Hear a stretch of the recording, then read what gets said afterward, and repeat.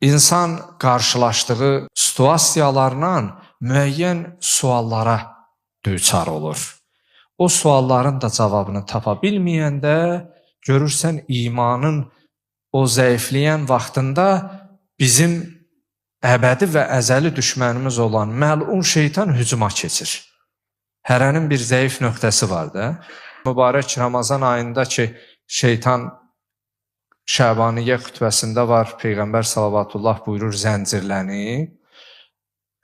11 ayda nə eləyirdin? Deyirdin şeytandandır, şeytan elətdirib. Amma baxıb görürsən, bu şeytan zəncirlənən ayda elə yenə 11 ayda elədikləri eləyirsən, yenə yalan danışırsan, yenə qeybət eləyirsən, yenə musiqiyə qulaq asırsan, yenə məhrəm, naməhrəm məsələlərinə diqqət eləmirsən. Deməli, buradan məlum olur ki, 11 ayda ki, sən bunları şeytandan bilmisən, elə əslində bu elə sənin özündəndir, şeytandan deyil. Nəfs bir yerə gəlib çata bilər ki, insanın Allahına çevrilə bilər və hər nəyi deyirsə, insan onu edə bilər. Belə bir hallarda bəzən insan çaşqınlıq içərisində qalır.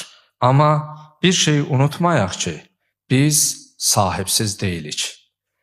Bizim sahibimiz var, bizim Bəqiyyətullahul Əzəm gözlədiyimiz dövrümüzün, zamanımızın imamı var.